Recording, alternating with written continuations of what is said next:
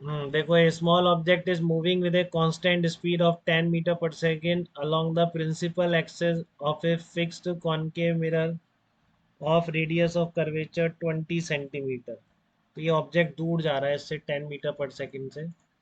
Object is running away from the mirror, then find out the speed of the image in which direction it is shifting. दोनों बताना है आपको, speed क्या है image की और किस डायरेक्शन में शिफ्ट हो रही है, जबकि ऑब्जेक्ट मिरर से 30 सेंटीमीटर दूर है। ठीक है।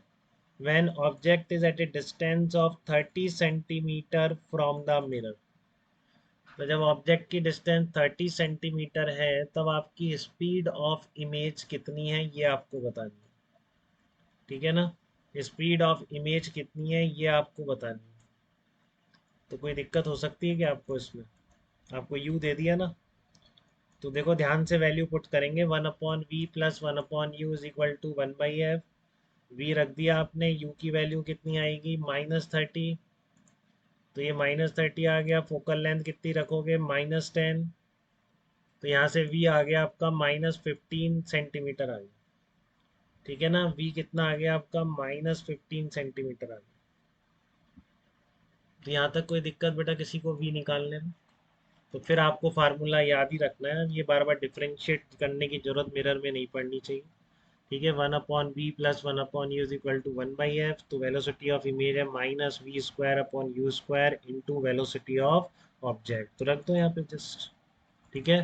तो -2.5। तो आप कह रहे हो कि अगर, ये तो आपको माइनस की जरूरत नहीं थी, आप जस्ट मैग्नीट्यूड निकाल रहे हैं, डायरेक्शन आपको ऑलरेडी समझ है कि जब ये इस डायरेक्शन में जा रहा है तो इमेज इसकी इस डायरेक्शन में मूव करेगी। ठीक है ना, क्योंकि इमेज और ये दोनों क्या चलने चाहिए, उल्टे चलने चाहिए।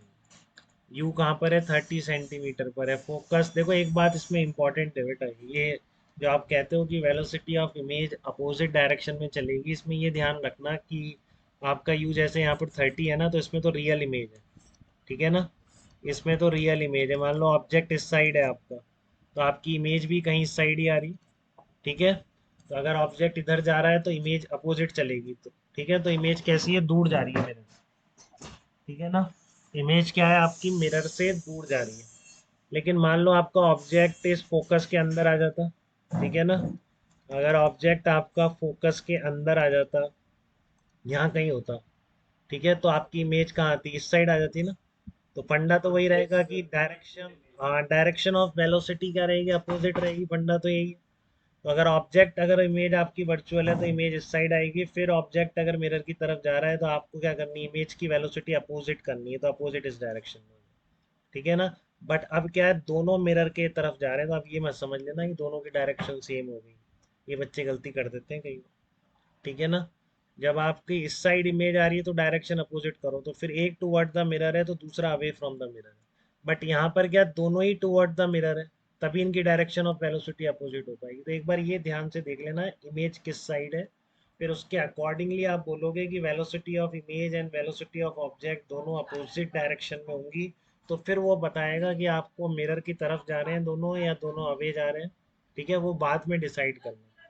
ठीक है, पहले आप इमेज की साइड देख के वेलोसिटी की डायरेक्शन ऑब्जेक्ट के अपोजिट कर देंगे उसमें। ठीक है, क्लियर है सबको ये बात? तुषार कुछ पूछना चाह रहे हैं आप? ओके बेटा। तो ये बहुत आसान क्वेश्चन था क्योंकि इसमें डायरेक्ट फार्मूला लग गया, क्योंकि मिरर इसमें रेस्ट पर था। ठीक है ना, इसमें मिरर रेस्ट में था। अब इसी क्वेश्चन में अपन मिरर को भी मूव कराने की कोशिश करेंगे।